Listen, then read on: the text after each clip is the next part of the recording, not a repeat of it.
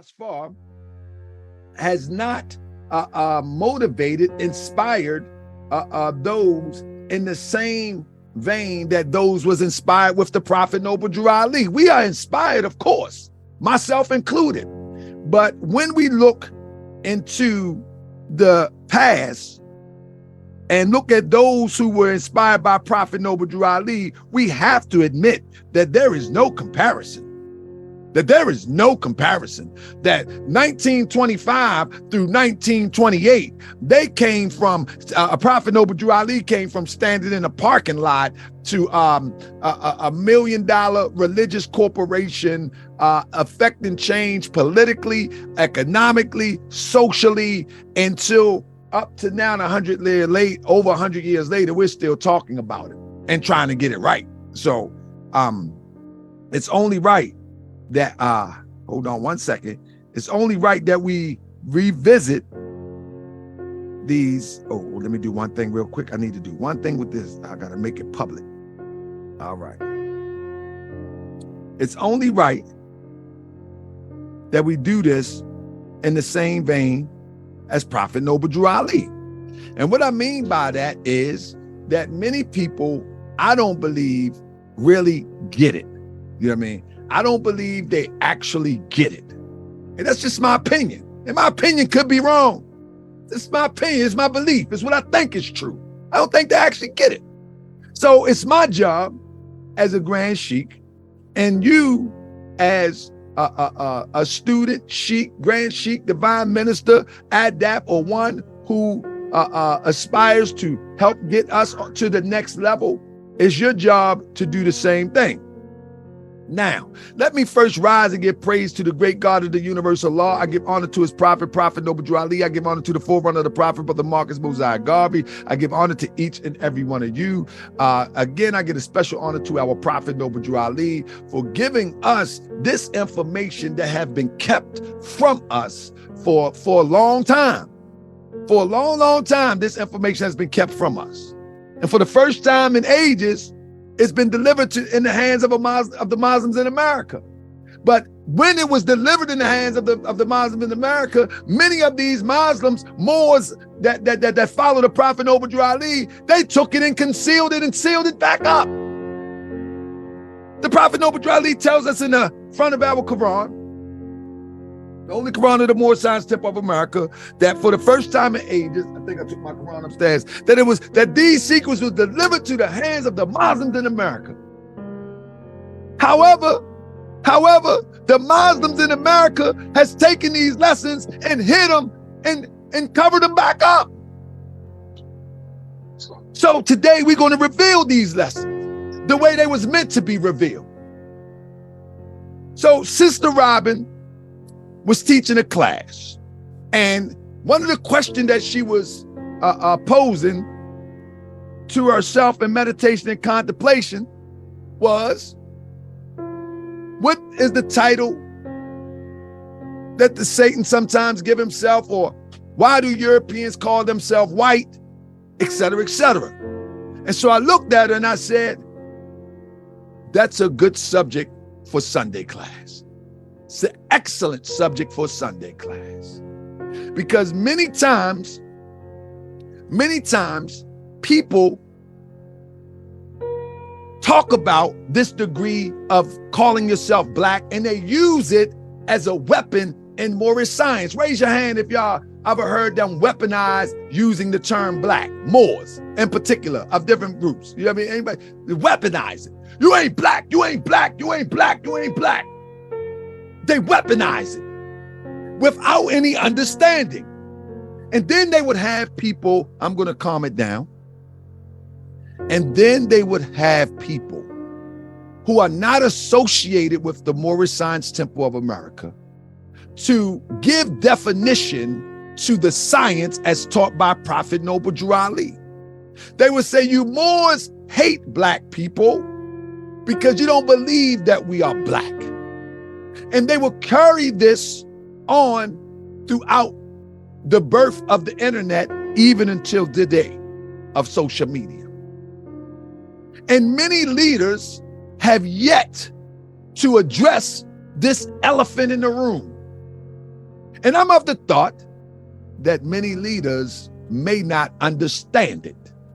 Because if they did, they would not have this stain on a divine teaching that was given to us. So now Moors that come into the know of the Moorish Science Temple of America under whichever body that they're a part of, whichever group that they're a part of, many of them, listen, I make no apology. I'm not trying to convince nobody of anything. I put this post right after I put the post that I was doing this. I make no apology. I'm not trying to convince nobody of anything. I'm going to teach it, and either you want to learn it or you don't.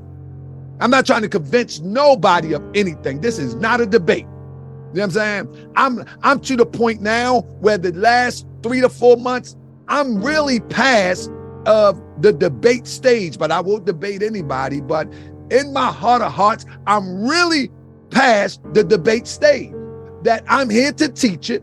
And if you have a will to learn it, you will learn it. If you don't, you just won't. And that's just what it is. I'm not going to trivialize these divine teachings. I'm not going to patronize these divine teachings. I'm going to teach it, and either you get it or you don't. That's just where I'm at right now. So, with that being said, many of these leaders, I'm going to say it again, I do not believe in what man think is true. I do not believe that they're understanding these teachings, and I am of the belief that many understand and they want to conceal the teachings. In other words, they are part of the biggest plot to keep us on the bottom. This is why I call it a Masonic parlor trick. It's a Masonic parlor trick. It's a Freemason parlor trick. Sidebar before I get started. Everybody, please share this one time. If you are on social media, I'm going to upload it on the page on Morse Road TV 7 later. But I call it a Masonic parlor trick because the Masons that's in these groups called the Moorish Science Temple of America already know. They know this when they walk into the lodge. All right? They know this when they walk into the lodge. Let me show you something real quick.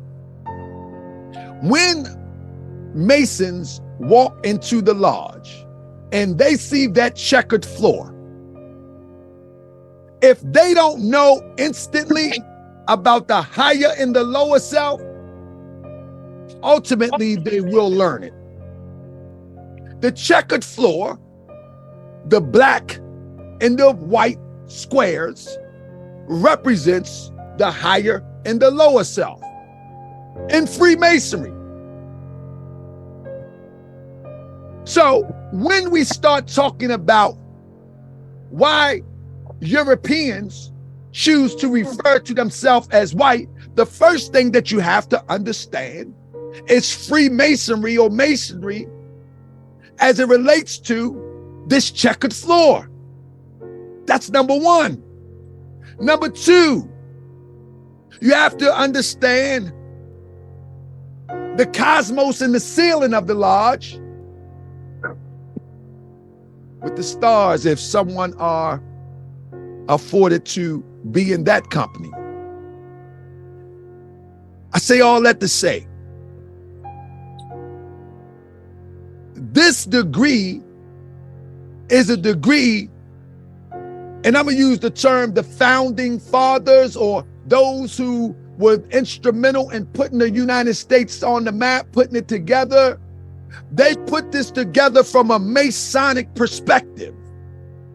And this is why I always say, and I'm going to use the term black today, black Freemasons are literally a part of the conspiracy, especially if they are part of the Moorish Science Temple of America.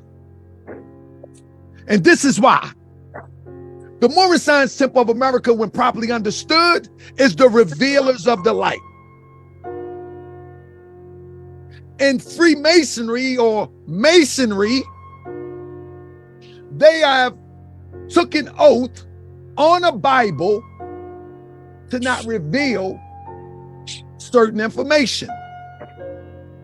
Now, with that being said, in our Holy Quran, the Moorish Science Temple of America is diametrically opposed to taking oaths. That's number one. Number two, taking an oath on the Bible when a Moorish American Muslim holy book is the Holy Quran of the Moorish Science Temple of America, which we will not subscribe to taking an oath. The Prophet Noble Drew Ali said, just be honest, and there's no need for no oaths. But taking an oath on the Bible, which we know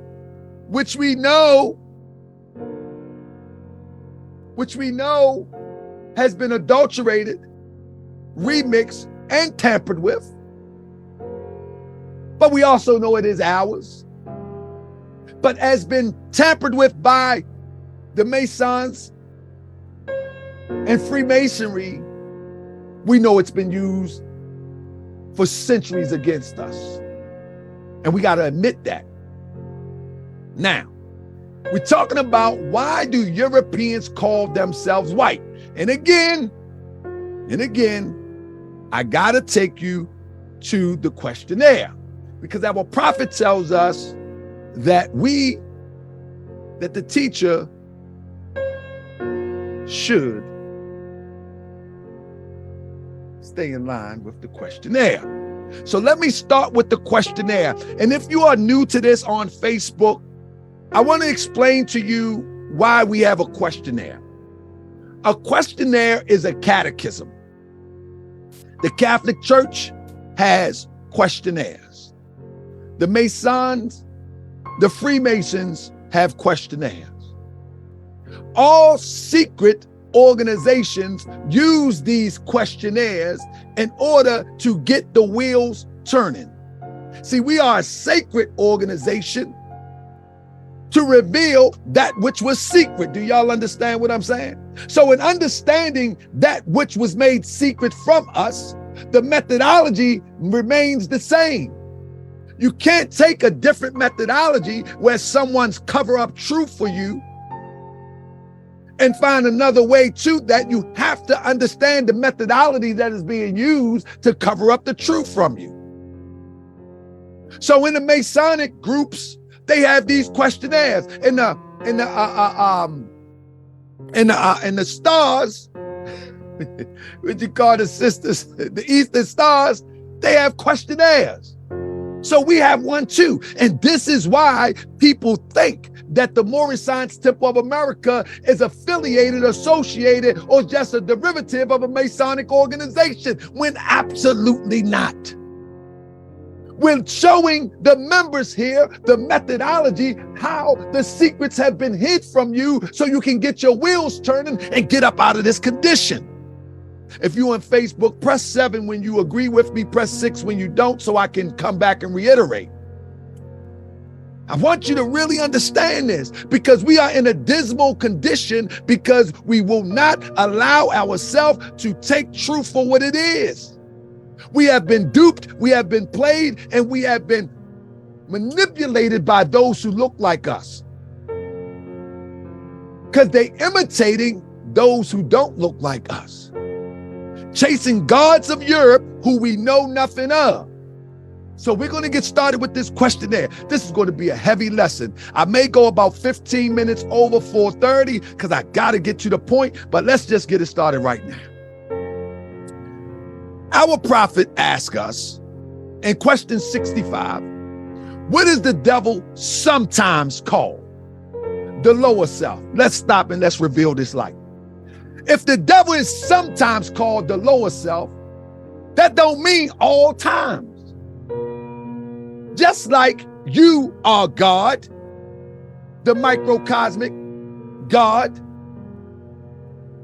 there are microcosmic devils out here. This is where Elijah Muhammad got the term the white man is the devil from this questionnaire. Now, Elijah Muhammad is a Mason, And he knew these truths, and he knew the principle of the black-white dynamic as it relates to Masonry. See, they don't want to talk about this, but we're going to talk about it today because I'm going to reveal this light. There is a dynamic of the yin and the yang, of black and white, of positive, negative, of up and down. And many of these master Masons have used that to further their agenda. But what I'm saying is Elijah Muhammad was a Mason and understood this. He understood this. Now, anybody that wants to debate that, I am open for the debate, but I will debate just to teach. Now, with that being said, what is the devil sometimes called? If the devil is sometimes called the lower self, then there's other times where there's a other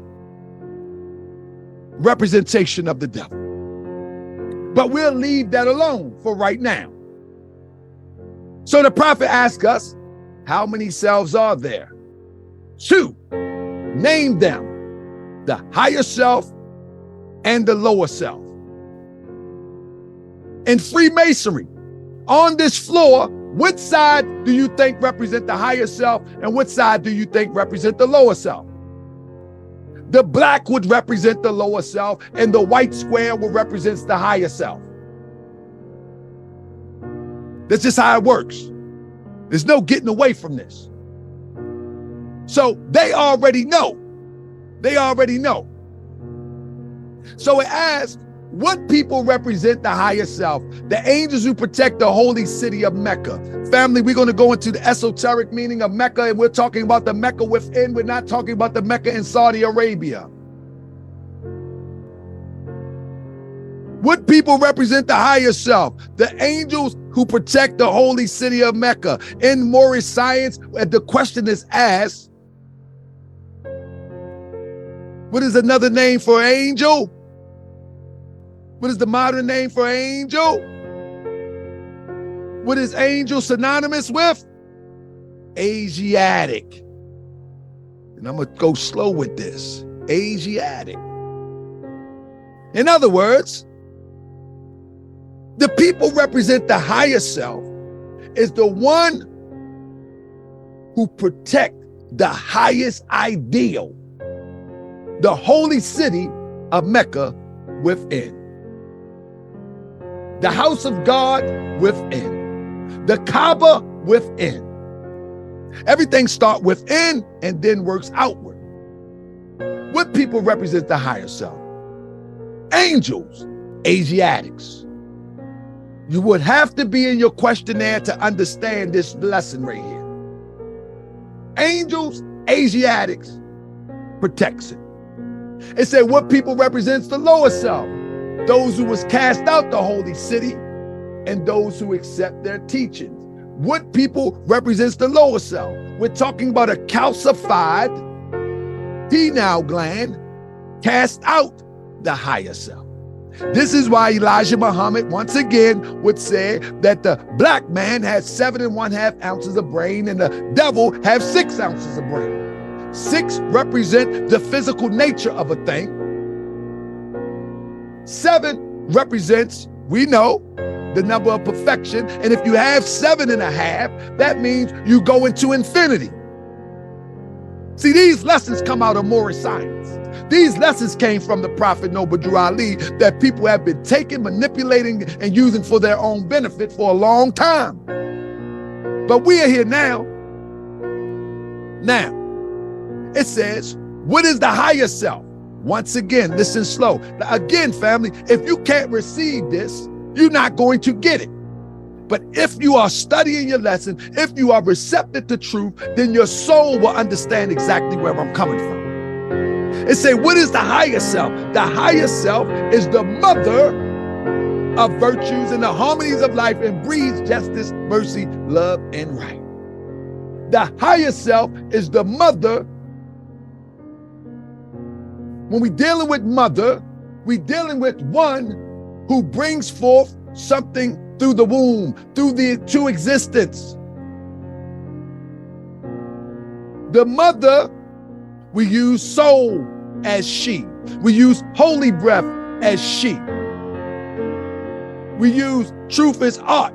Art is a law. What another name do we give? Truth, holy breath. Allah, feminine. Allah, holy breath. Allah, she. Allah, mother.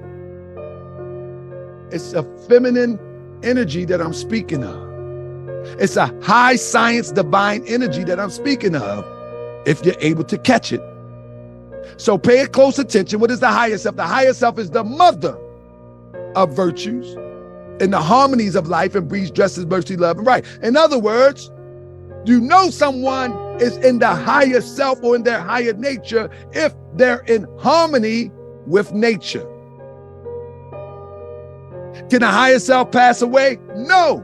Why? Because it is a law in man. That's one. Now it says, what do the lower self breed? The lower self is not the mother of anything, is not the father of anything. It's just the lower self. It's an illusion. That's all it is. It's the lower self and its illusion. So if we would put them on the scale and separate the two, as the Prophet Noble Drew Ali said, in all the world, there are two things in all the world. The one is truth, the other is falsehood. If we was talking about the mother of virtues, if we put them in color coding, the mother would fall under what? And the lower self would fall under what? Go back to the Masonic floor. Now, the Prophet Noble Drew Ali says and instructs us that each member must exercise his five senses who is able to do so, because out from your Sunday school comes the guiders of the nation. With that being said, exercising your five senses is right. You have the inner and the outer senses of the five senses that will ultimately evolve or come to the understanding of one sense. You have taste, you have hearing, you have smelling, you have touch, and you have, what did I miss? Seeing. Now, sight. That's right. Sight. The prophet said, exercise your five senses, who is able to do so. Now let's talk about the five senses. All these five senses are predicated on one sense. Allah is one, is that right? Allah is one. All the five senses is a derivative of one sense. And that one sense is touch. I want you to hear me closely. When you touch something, it brings a signal to the brain. We're about to be going a little bit deep up in here. When you touch something, it brings a signal to the brain. When you hear something, it vibrates, it touches the eardrum and bring a signal to the brain. Is that right? When you smell something, the particles touches the smelling sense and send a signal to the brain. When you taste something, it touches the air. Y'all with me on this one? This is divine science here. Truth is but one, doubt is of thine own raising.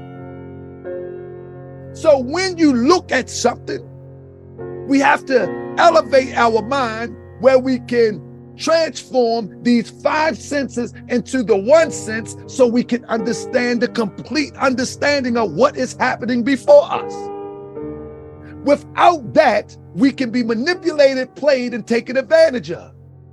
So when someone says something, you got to hear, feel the vibration of what they're saying, not just what they're talking about.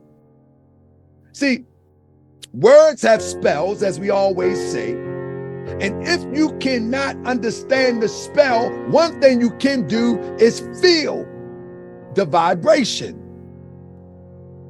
You follow?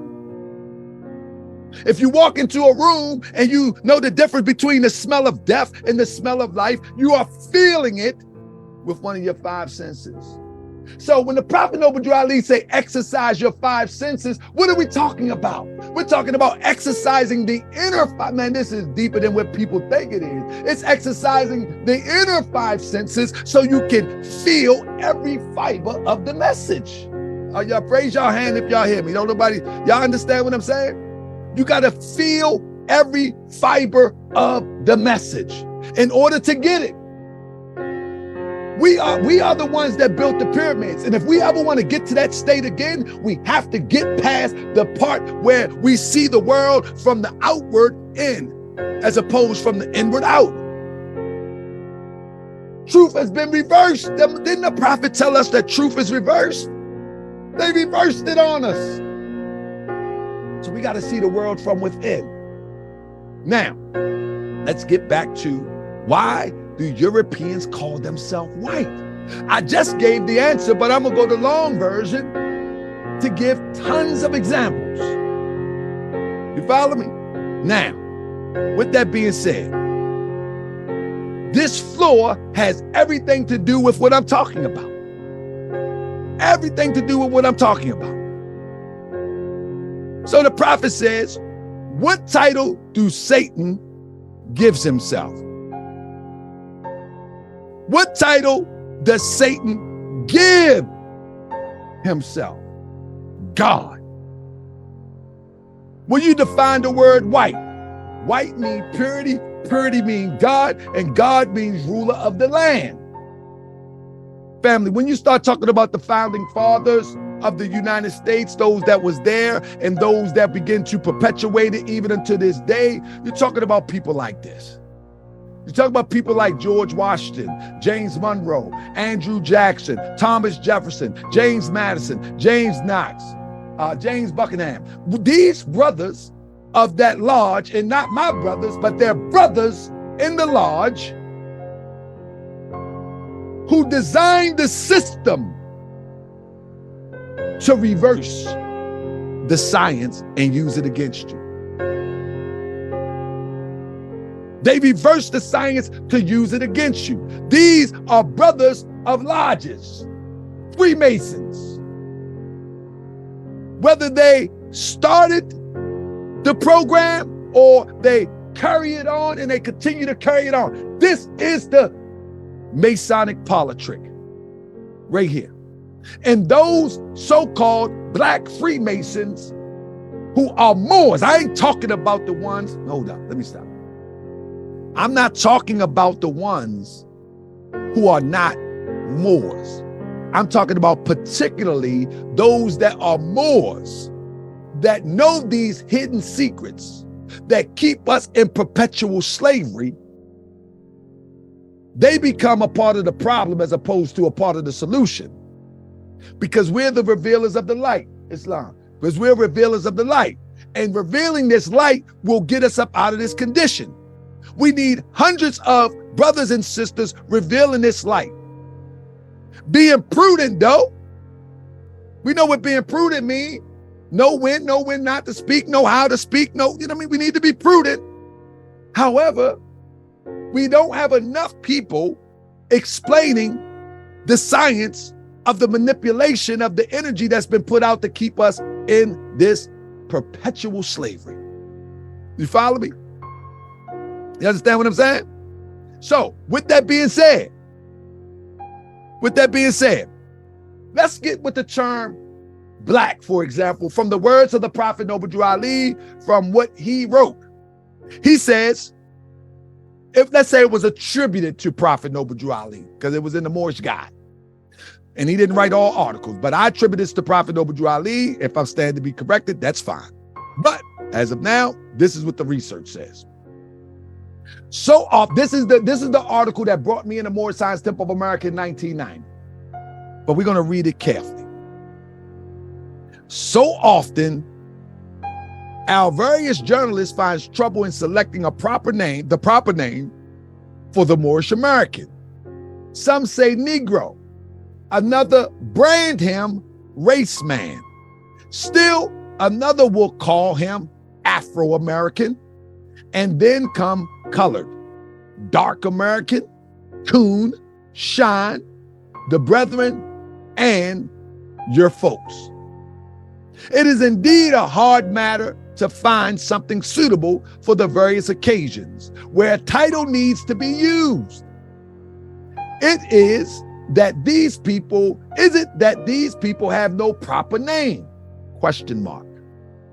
Did they have a national name when they was first brought to the shores in the early part of the 17th century? If so, what was it? So when we're dealing about black and colored and all of those things, we're actually not dealing with adjective, we're dealing with national names. And what's the root word of national? Nation. What nation do you come from? It's nothing to do with demonizing the term black. The question is asked, what is your national name? What nation do you come from? This is Moorish science as taught by Prophet Noble Drew Ali. What nation do you come from? There is no nation called black, is the object of this discussion.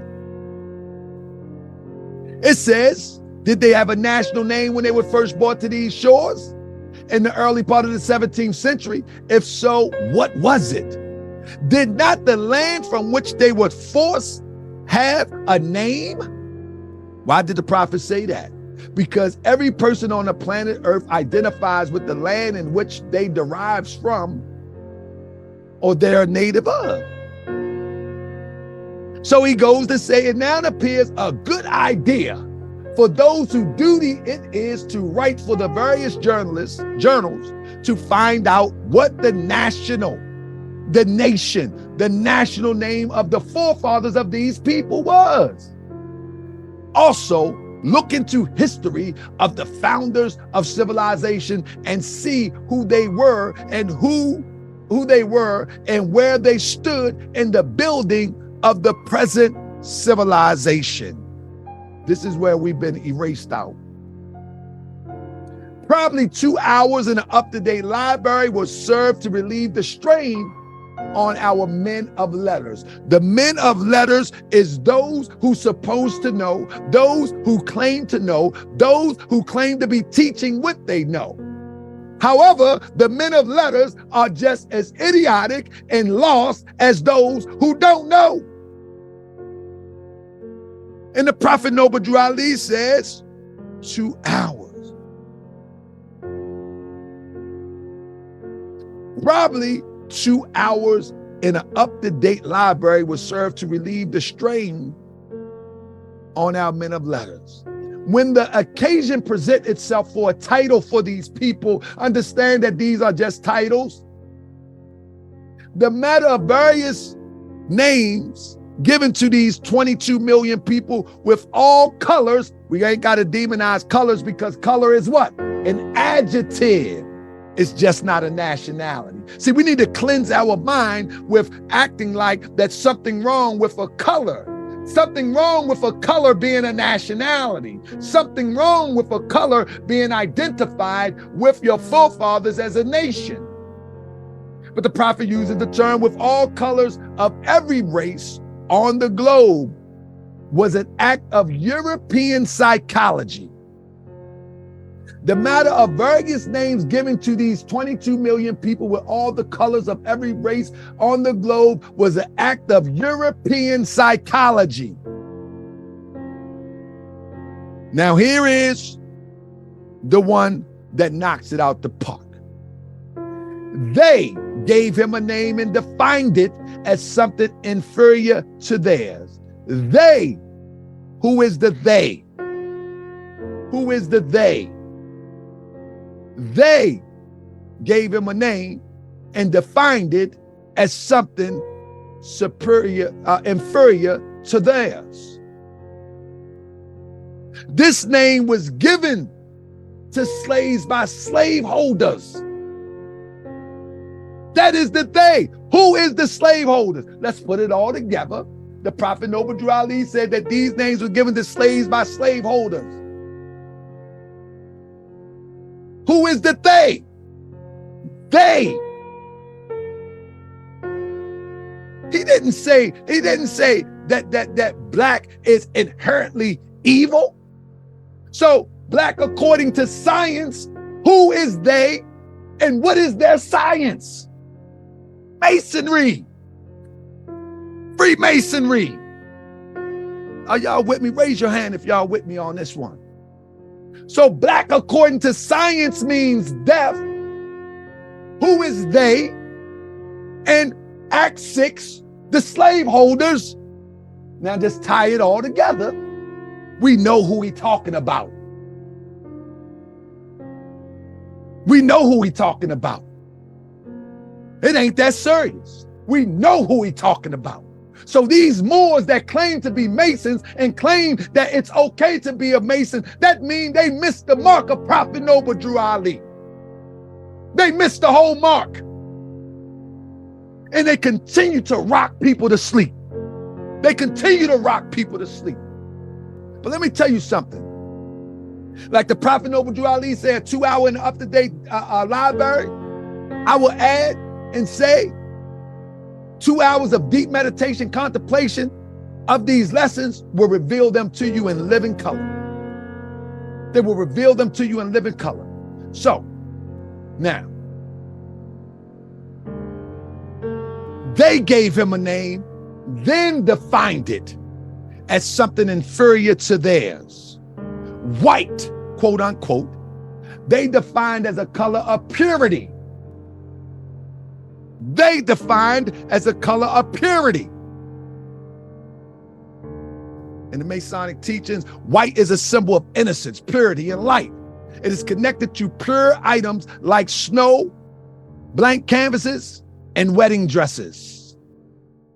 It is also seen as a symbol of cleanliness, since it can show any hint of impurity clear as day. Masonic royalty often wear whites to portray the meaning of wholeness. White is the perfect balance of all colors, yet it doesn't absorb any attention for itself when mixed with another color. White has also been tied to religious symbols and color of the gods. Also, in the Bible, Jesus is also described as wearing white, wearing the brightest white clothing. It can also be described as a color of resurrection and spirit. At one point, it even was worn as a color of mourning. Let me stop right there. The European has taken our science. The Mason Europeans has taken our science, remixed it, and sold it back to us and used it against us. And again, I'm not talking about average everyday Masons that have brotherhoods, and I'm talking about the Masons that claim to be Moorish Americans. The ones that don't know is not held accountable by this information, because they don't know that the Moors have this information and even deeper information than what they could ever have. So it's not on them. It's those who's running to them thinking they're going to get this when they only going to get a reflection of the light. They're not going to get the whole thing. They're not going to get the whole thing, because we are dealing with a divine prophet and they are dealing with someone who was given a title prophet by another man. We're dealing with a prophet that was prepared and sent to this earth by the universal creator himself, and they are dealing with one who was given a title. You understand? They are dealing with one who is given a title, the worshipful master. And we are dealing with one who comes from the universal creator prepared. So there's no way that their knowledge can supersede those who have been walking through the doors of the Moorish Science Temple of America and have paid close attention, and I must add, must be taught by a competent teacher or teachers. Because there's a lot of incompetent teachers out here that claim that they have the truth. Yet, if you listen closely, it's not even a smidget of it. It's not even a smidget of it. It's a lot of stroking of egos, a lot of nice play and get along stuff. Let me give you an example. In most Masonic temple orders, one of the rules is not to argue, debate religion. Did y'all know that? Raise your hand if y'all knew that. But if the prophet is diametrically opposed to that, Prophet Noble Drew Ali, in all intents and purposes, said, if that's the case, there will be no real search for truth. He said that there could never be a real search for truth if there wasn't, this is how he said it, the door of religious freedom swings open. And you can walk through as you see fit. Without it, there could be no true search for truth. In other words, when you walk through the door of religious freedom, it gives you the ability to question everything. It gives you the ability to question everything. But the Masonic ideal is, do not argue religion. In other words, do not question. Do not question. Because when you don't question, you don't need a new answer. You don't unfold. Do not question. Yet in their same orders, they have questionnaires with thousands of questions. With thousands of questions. You see the contradiction. See, the prophet came to reveal the light. And again, I must say that most people think that the Prophet Noble Drew Ali is an extension of a Masonic organization, when in fact, the Prophet Noble Drew Ali is showing you the fallacy in even being a part associated or moving in that direction. I'm showing you right now. I'm giving you a smidget because we only got that much time. I'm showing you right now that there is no need to be incandescent organizations when you are a Moorish American. It doesn't make sense. If the prophet brought us everything we need, if we go into somewhere of a direction, we don't believe that the prophet brought us everything we need. I mean, how simple is that? The prophet said, I brought you everything you need to save a nation. Now take it and save yourself. If we don't believe that the Prophet Noble Drew Ali brought us everything we need, then we start going outward to other places, looking for that which we think we need. You understand what I'm saying? See, I am a bona fide Moorish American Muslim. I'm talking about my whole life is measured by the Moorish Science Temple of America's teachings, doctrine, prophet, etc. Islam, let me think. No. Hold.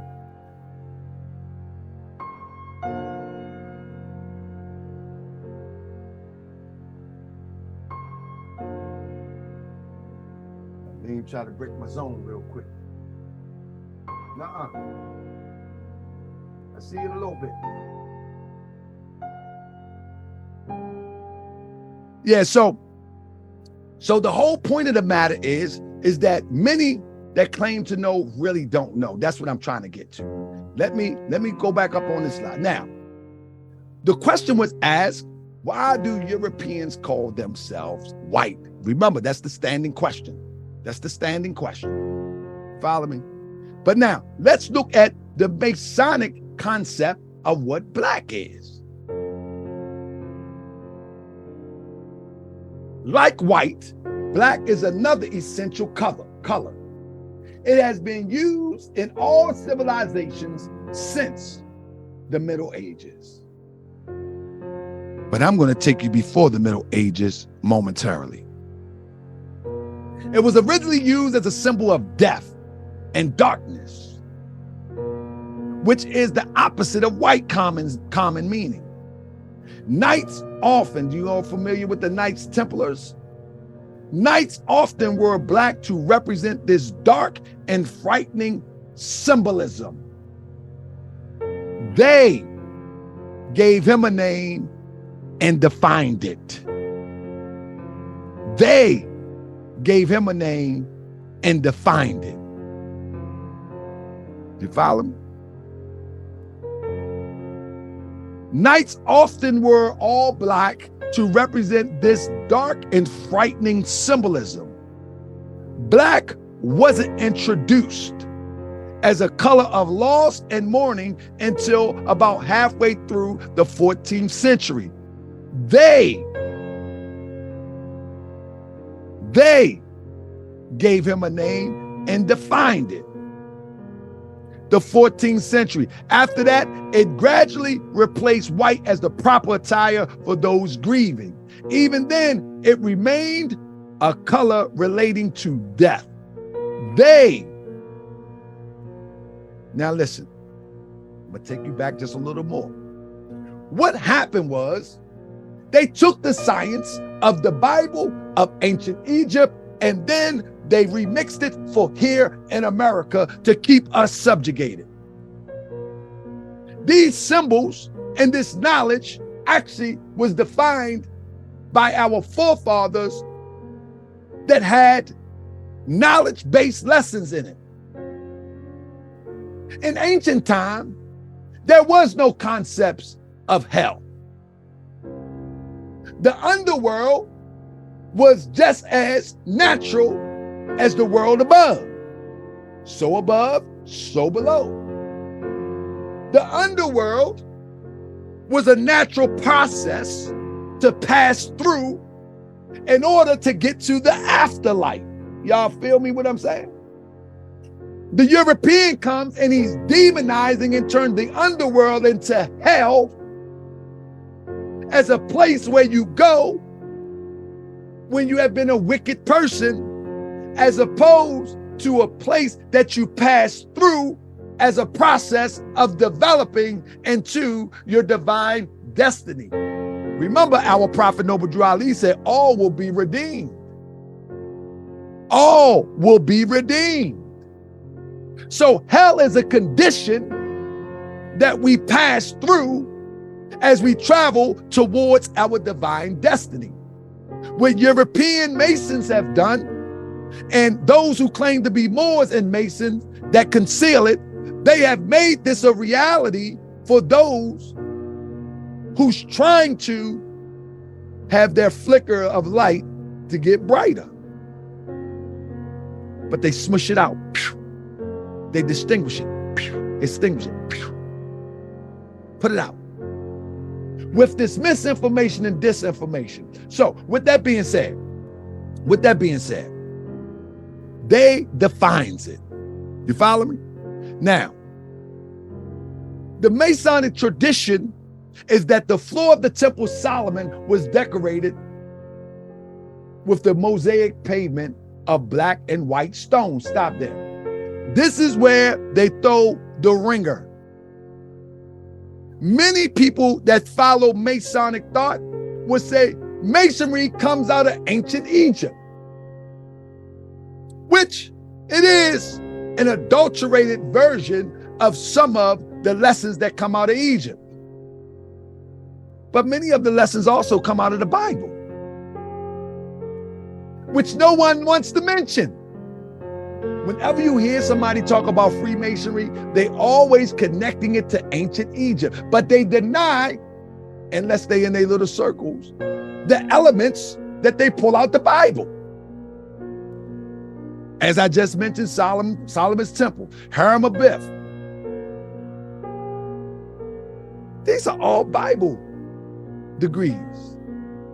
So European Freemasonry or Masonry is a combination of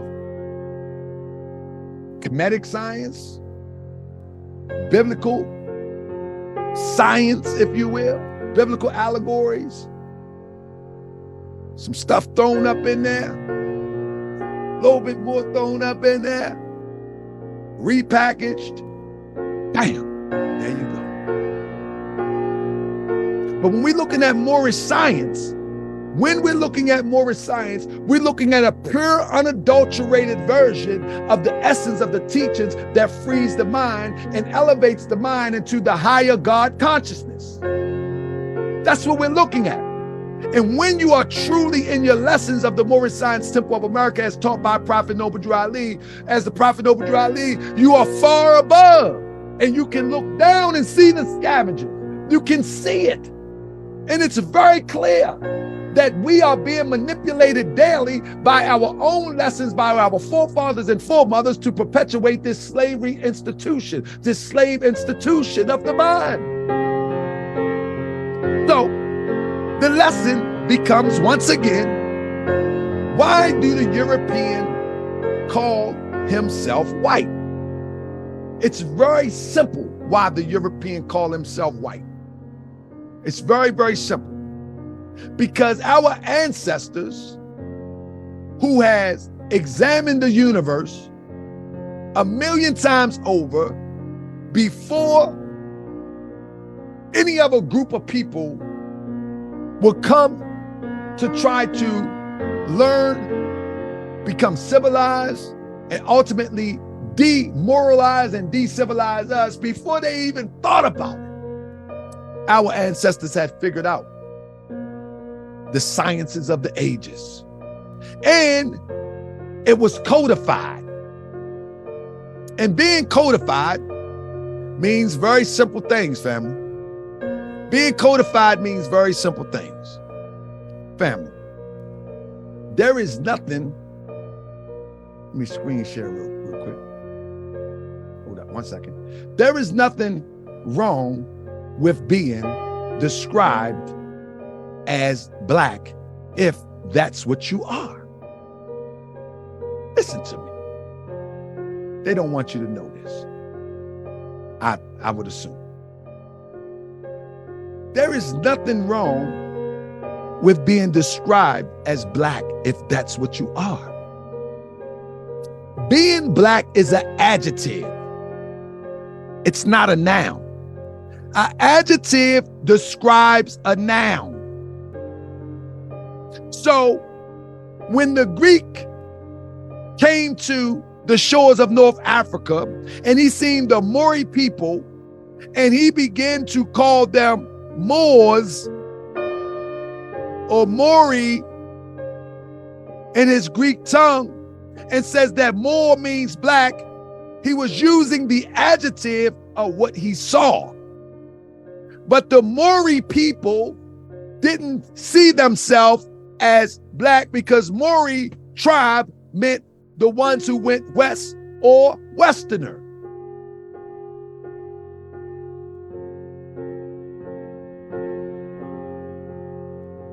One moment.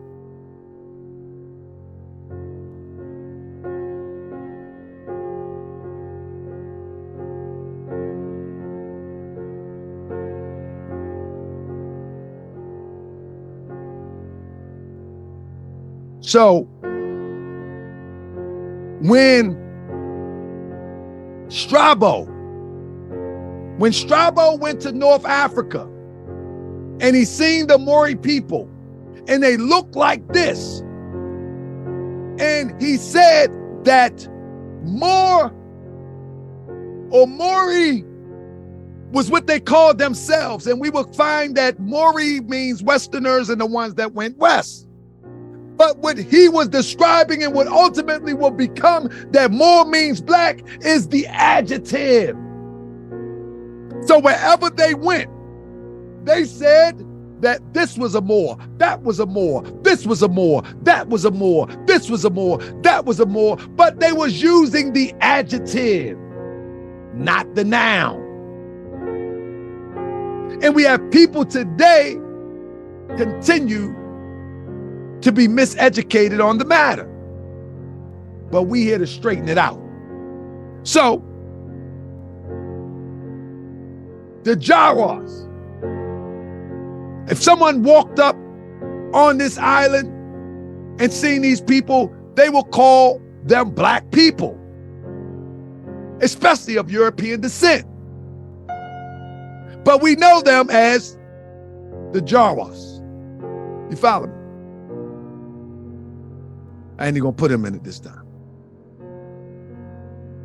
The Jawas of the Andaman Islands. The Andamese people, that's who they are. Andamanese peoples. You follow me? That's what they will be described as. This is how they see themselves. But if someone outside would come in and look at them, they would say, these are black people. But they are using an adjective to describe a noun. So what would happen is, no matter where you go, even in the Sudan, they are using an adjective to describe a noun. This is a Sudanese person, but they're using an adjective to describe a noun. So what the Masons will ultimately do, what they would do, they gave him a name, then they defined it. We're talking about those Freemasons in America.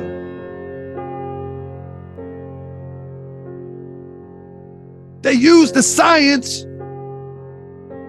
of their floor, of the higher and the lower self. Now,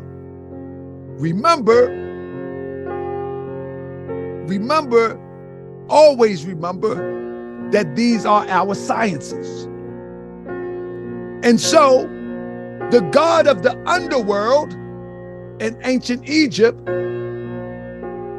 what could be green or black, Asar, it represents a certain energy, the going to sleep, the underworld, the passing through in order to get to the world above, or the world of light, or you understand what I'm saying?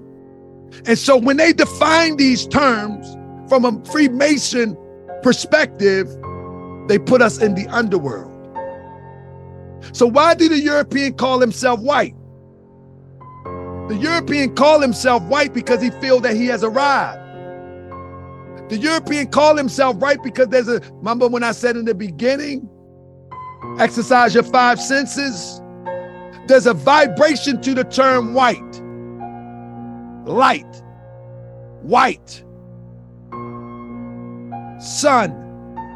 It's a vibration to it. Why does he call himself white?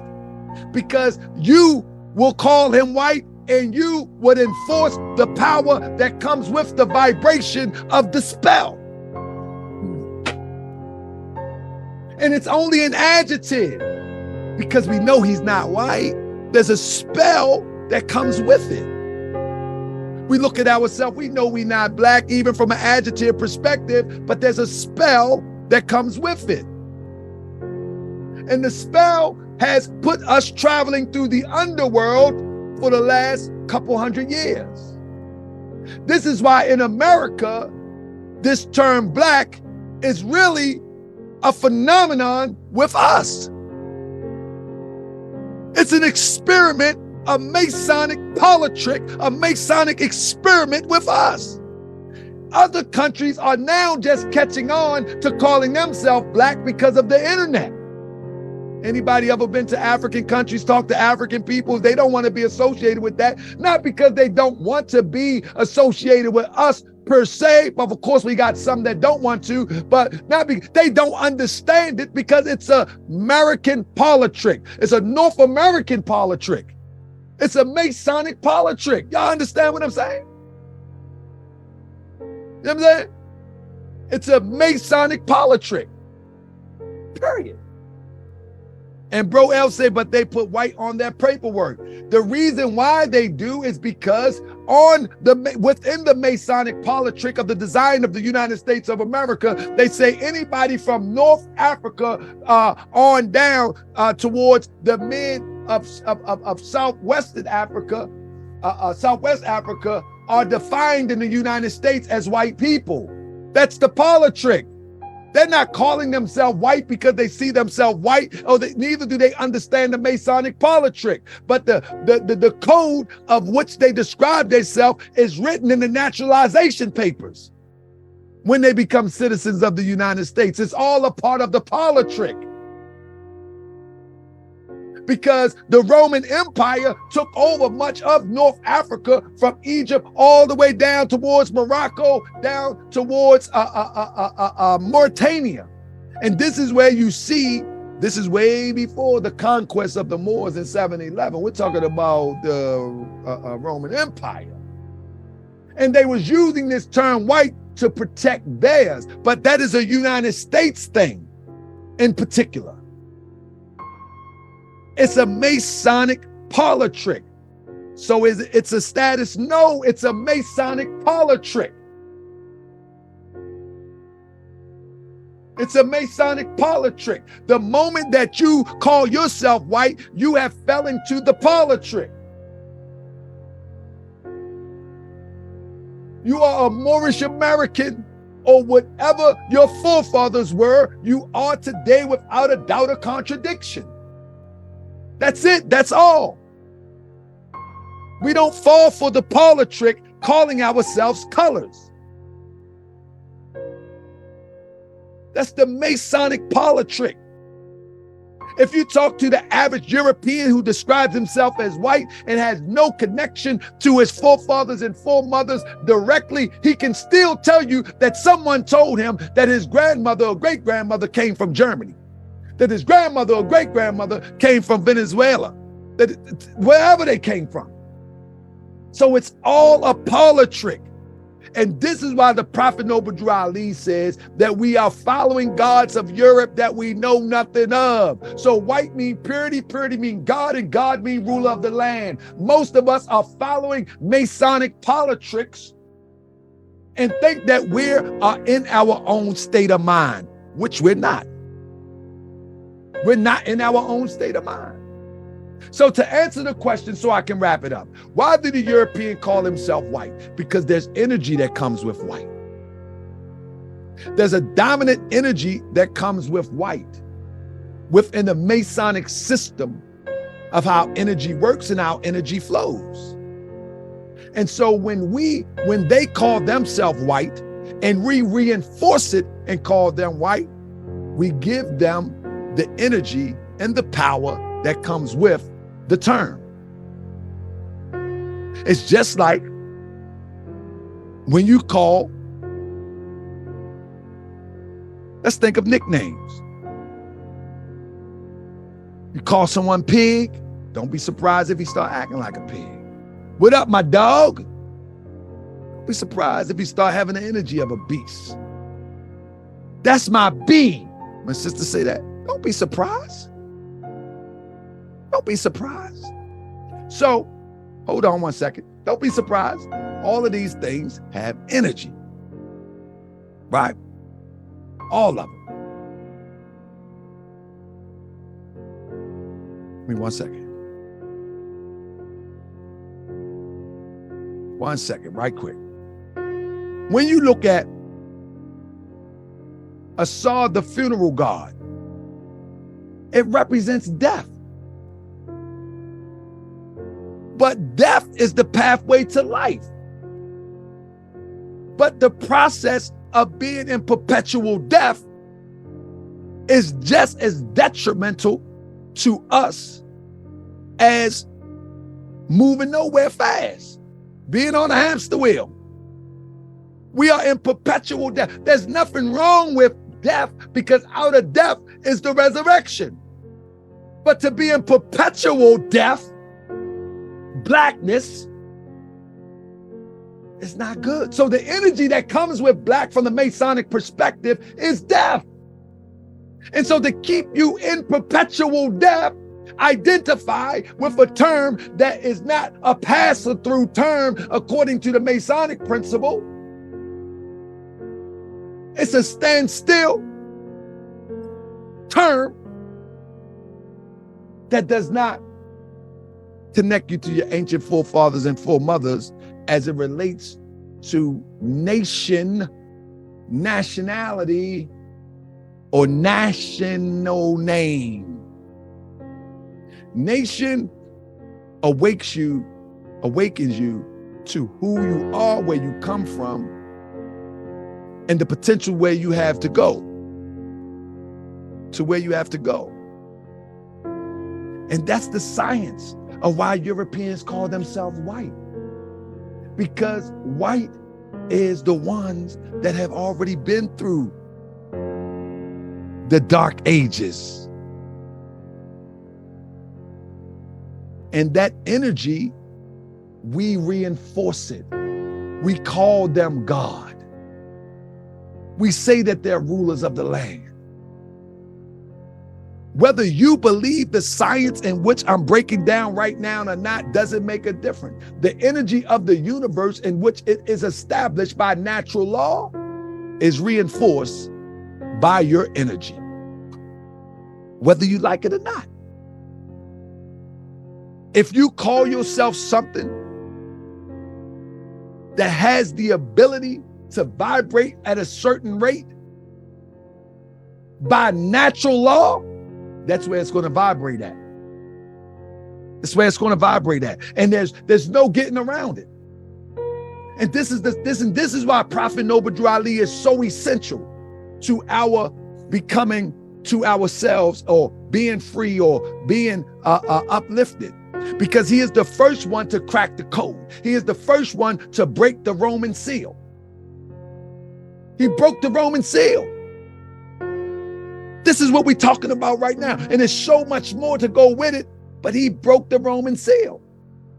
So when you ever see, I know we don't like to let things go. We think that these little incandescent groups have some big old secrets that we never gonna get, and it's gonna make us better. We're gonna be so intelligent. We're gonna levitate. We're gonna do all of these magnificent things. I'm gonna tell you what I taught you here today, that it would probably take a little bit of time to even get the smidget of this in some of them groups. To even just get a smidget. Many people walked on that checkered floor many a times, and if they're not in the Moorish Science Temple of America, it wouldn't even cross their mind until somebody told them.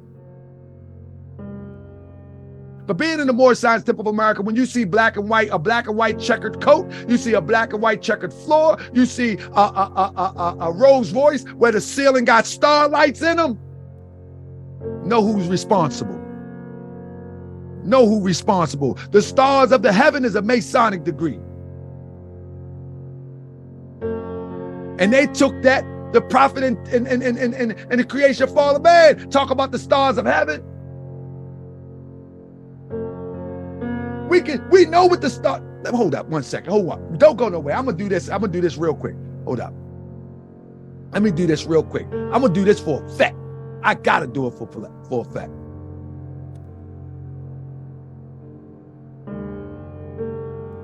Let me see. Let me do it for a fact real quick.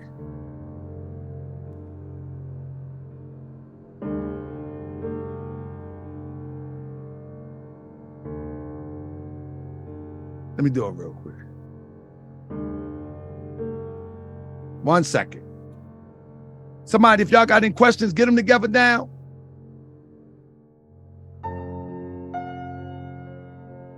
All right, hold on 1 second. Just listening, clear my plate. Hold up 1 second. So family, 1 second. I want to make sure I get this right. So family, when you ever see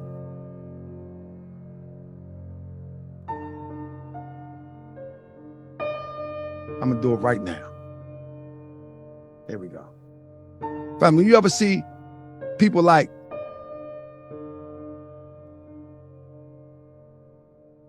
one second, here we go.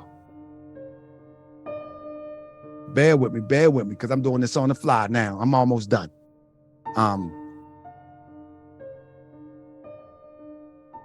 Next time you see, I'm gonna do two things.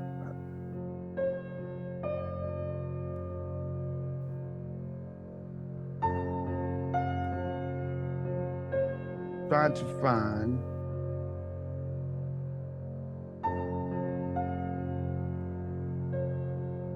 see if I can find it real quick. All right, no worries. Y'all catch it later. Whenever you see a brother bragging about money, hold on. Whenever you see a brother bragging about money, in particular, take one like Brother Polite, and they would flash the ceiling of their Rolls Royce, and you see the stars in the ceiling, that's Masonic all day. That's Freemasonry all day. The Rolls Royce, and I'm gonna break down these signs. But the thing is that it's an American Masonic degrees. When you see Polite on 125th with Sinetta wearing the checkered coat, anybody ever seen that one? The checkered coat, the black and white checkered coat. All of these are Masonic degrees. All of them are. And there's many other signs and clues that they are working for the common cause of those who gave us the name. They're working for the common cause. Understand what I'm saying? Now, last but not least, let me just share this real quick. Let me share this real quick. When we look at things like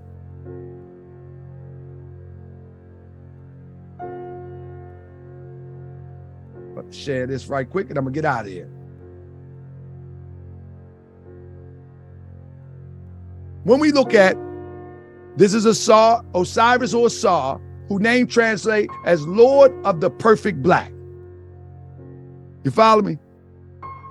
Asar was the ancient Egyptian god of the dead, the underworld, and the afterlife, who is depicted as a man with green skin and a beard associated with the pharaoh, wearing a crown with the two large ostrich feathers and legs partially wrapped like a mummy. In his hands, he holds the flail and the symbolic crook. All right, watch it. There you go. The Lord of the Perfect Black. All right. Now, if anybody understand the flail and the crook, the flail is to hit the sheep to keep them moving so they won't fall off of cliffs, away from danger. The crook is to pull them, it look like a cane, to pull them through. You know what I'm saying? So the ideal of the perfect black is to bring you to the underworld and to the light. You understand? To take you through the underworld into the light. And so when we look at Masonry and they have all of these rituals, you have to understand that partially it comes from ancient Kemet, partial from the Bible, and some of it is just remixed. And so the problem is with the ideal of the black identity is you're not being pulled through. You're not being resurrected. You're not coming to the light. The crook and the flail is missing. In the day's era, in the day's time, the crook and the flail is the knowledge that pulls you through and forces you through. Come on, let's go.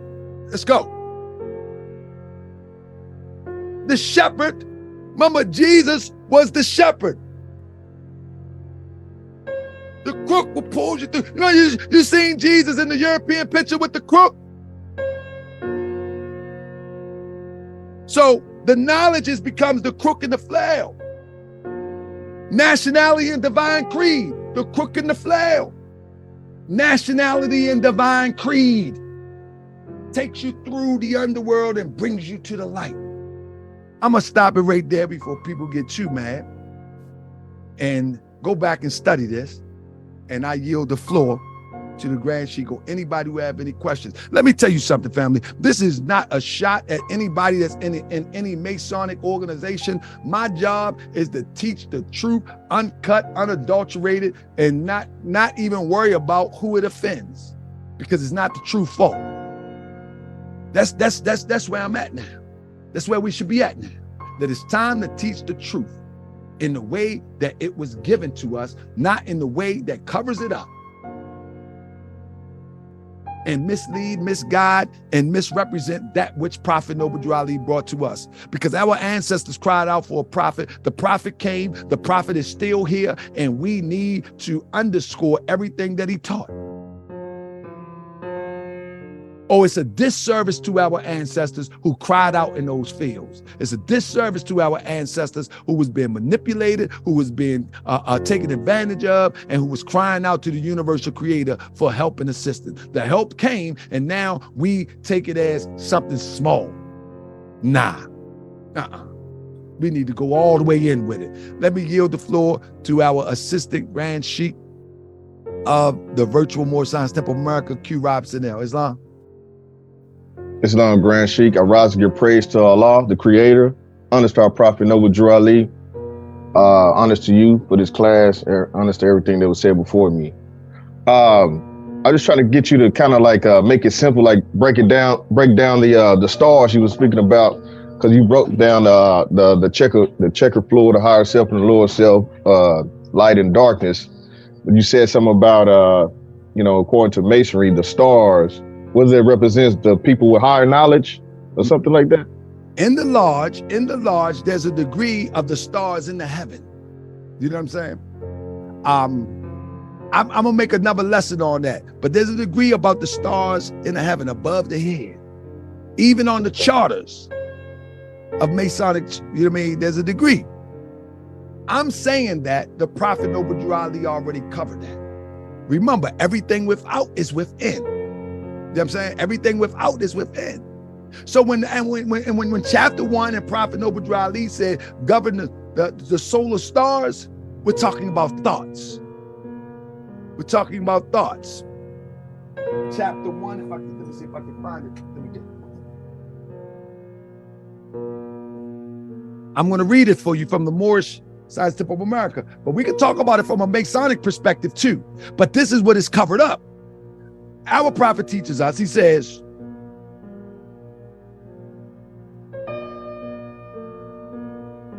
in chapter 1, it says that, okay, here we go. You must suffer trials and temptation manifold, but let him know that the cherubim and seraphim that rule the stations of the sun and the spirit of the mighty Allah who rule the solar stars are his protectors and his guide, and they will lead to victory. So the allegory of the stars on a rose voice, or symbolic within Masonry, it represents something inward. And stars from an inward perspective represents the multiple thoughts. Remember, stars are light. Stars are light. And in each and every one of us, we have electrons, neutrons, and protons, and they always sparking thoughts. You feel me? And so, like I gave an example before, like if they want to know if someone have life in them, the first thing they do is make sure they have some brain activity. They look for electric pulses in the brain. These are thoughts, the stars. So in Masonry, they put them, oh man, they're all symbolic. But those who are in the Moorish Science Temple of America that claim to be Masons, they don't reveal this stuff to anybody. They cloak it, they cover it, and they say, you ain't ready for it. They say, you ain't ready for it. But I say, if you can hear it, you can hear it. But now, what's the point of all of it? What's the point of me doing all this? What's the point of this?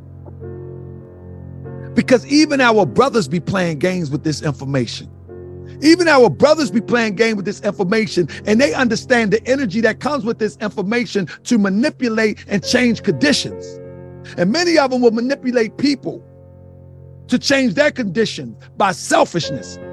So they will manipulate people with information and make people believe that they got something deeply rooted in science, when in fact they're only quoting and taking advantage of people monetarily or other. It's like some people have an ego. They just want people to follow them. For some people, that's bigger than money. That someone will acknowledge them as someone that knows something. You understand what I'm saying? That, to some people, that's more valuable than money. Acknowledge them as if they are a mastermind, a master mason, a adept, whatever they want to call themselves in this hour. Some people are caught up on that. I'm caught up on freeing my people. And it starts with freeing the mind first. In order to free the mind, you got to understand, acknowledge what you're looking at. Why my people playing me? Why you play me? That's where I'm at with it. You know what I'm saying? That's exactly where I'm at with it. And I know that's where Prophet Noble Drew Ali is at with it. So we're going to break down all these sciences. I'm telling you, coming all the way up into convention, I'm going to teach every week. We're going to break down all these sciences, every single one of them. And we're going to show that those who claim to be Moorish American Muslims of any other faction, group, or whatever, we're going to prove that they were either lying to you, hiding it from you, or they didn't know. Let me yield the floor to Kenzie Bay.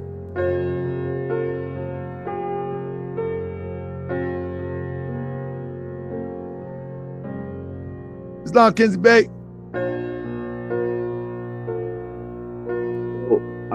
My question is kind of associated with what we talked about with the term black and people's identification, etc. But I wanted to know okay, so this is the angel's advocate, basically. So individuals that call themselves black, that, you know, they got car insurance, they can afford that, they got cars, they got home, they got life insurance for their children, grandchildren, they got 401k, they got 401(k) and all, they got all that. They got a business, they got a nonprofit, you know, they got a whole huge net worth, et cetera, et cetera, et cetera. How is nationality benefiting that person? And I will just sidebar and say, I assume that it's predicated off an individualistic perspective rather than nationhood. But that's my question, because that's like an angel's advocate, you know, question. All right. Let me ask you a question.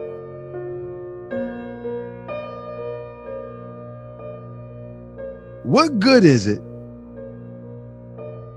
What profit a man that gains the world but loses his soul? What value do we have? Listen, that's a bunch of rich dummies. That's a bunch of rich fools. That's some people with possessions that they'll never, you know, listen, there's a people with possessions that they'll never be able to use, that they possess in this hour. And I'm not being smart, but the point of the matter is, nationality only benefits those who understand the importance of it. And all we can teach is the importance of it. The importance of nationality gives you a direct line and connection to your creator.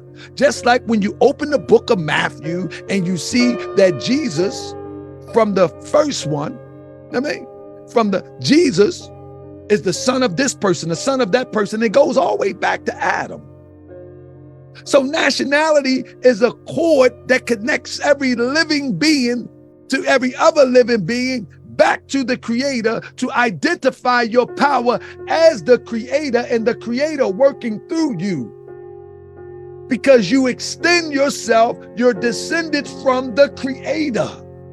So the importance of nationality, once again, is being a Moorish American connects you to the ancient Moabites. The ancient Moabites connect you to the ancient Canaanites. The ancient Canaanites connect you to the ancient land of Canaan. The ancient land of Canaan connects you to the Garden of Eden. The Garden of Eden connects you to the foundation of man. The foundation of man from the spiritual essence come from Allah into the flesh. Boom, there you go. It's a direct connection. And now we can compartmentalize it and stop at each cycle age and see our greatness. But in fact, it really connects us back to our creator definitively. So when we look at, it's like a child in school and they say, what you want? What do your mama and daddy do? My mommy is a bus driver. My daddy is a doctor. My daddy is a such and such. Normally, in most instances, people want to follow, little children want to follow in the footsteps of their parents, or their parents encourage them to even do better.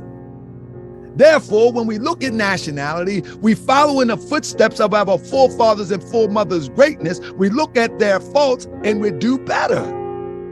Without nationality, that is not possible. That is not possible, because at some point you stop, as the prophets say, of the 1600s, 17th century, and that's where your greatness lies, at the close of the Civil War. Itching and scratching, struggling and fighting to overcome oppression. Our whole existence in this country has been underscored of a group of people whose total history is overcoming oppression, as opposed to those who built the oldest civilization on earth known to man, and those who were a part of building the present civilization. So nationality would be important to those who want to know how great they truly are, how great they truly were, and how great they will be. That's the best way I can put it, my brother. I hope I answer your question. Islam. But always remember,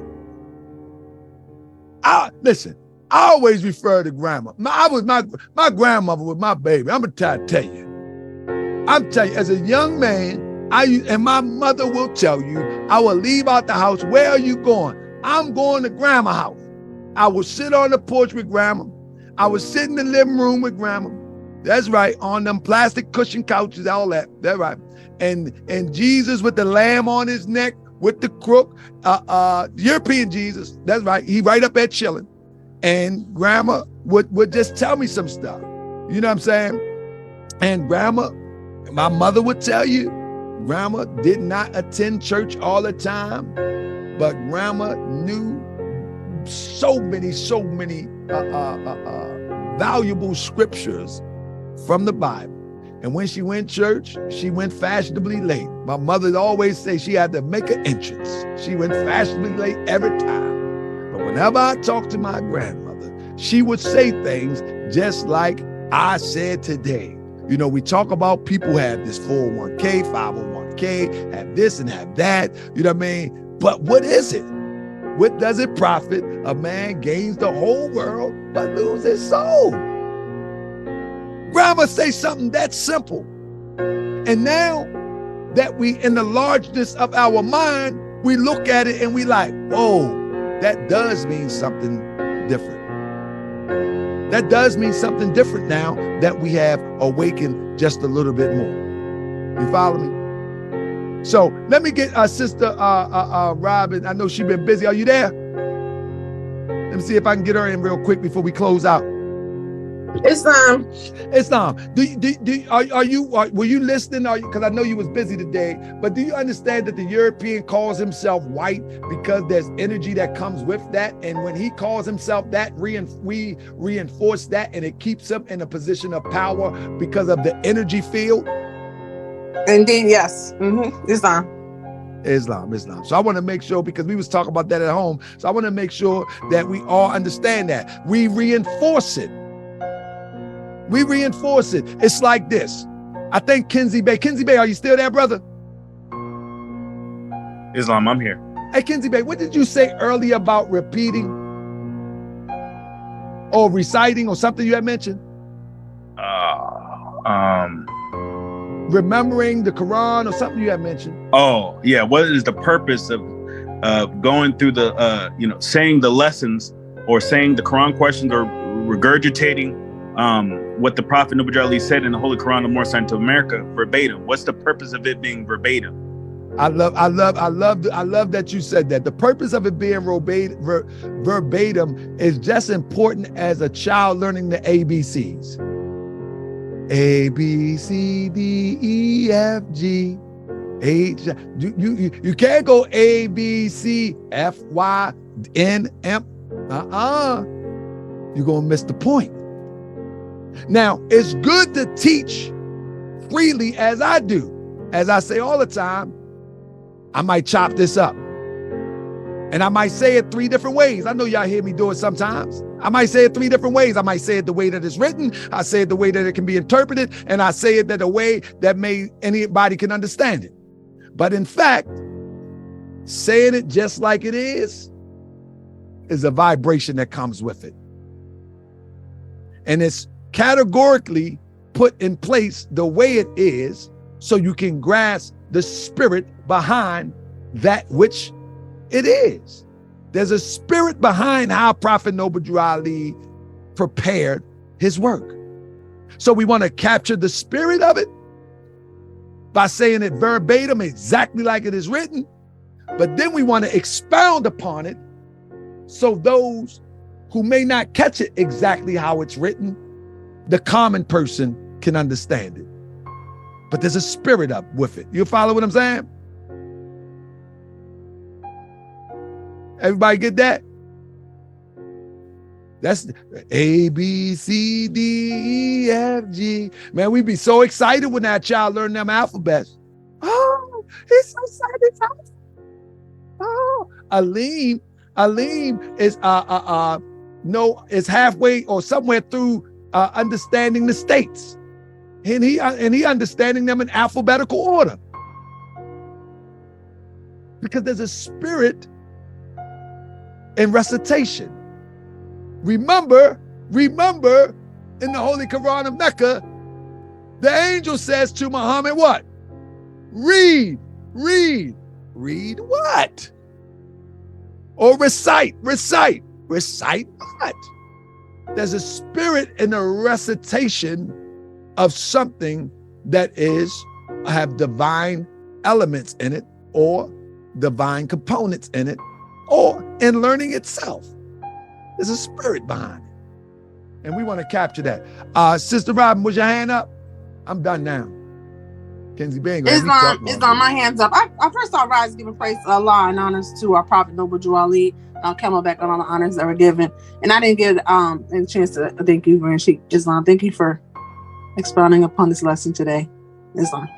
Islam, praise Allah. So family, just always remember that there's a spirit in all that we do and all that we say. Remember again, one of the most valuable things I think I said today amongst many is that the 5 senses, sorry, but my hand's a little dirty. I don't know what I just touched, but the 5 senses, tasting, smelling, hearing, touching, and what else?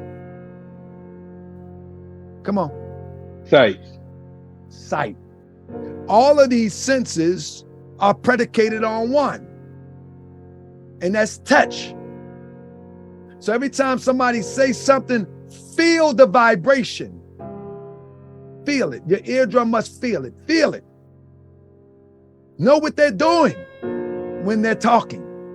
When everybody move, feel it. It got to touch your eyes. Feel it with your eyes. When somebody speaks something, feel it, feel it. When you speak something, it rolls off your tongue. Feel it. Make sure. This is why the tongue is so powerful. Feel it. Feel it. When you smell something, you can smell energy. I can smell my grandmother. She's around here. I can smell the people that gone before. Anybody ever said that before? Those are the molecules. Your smell sense can feel it.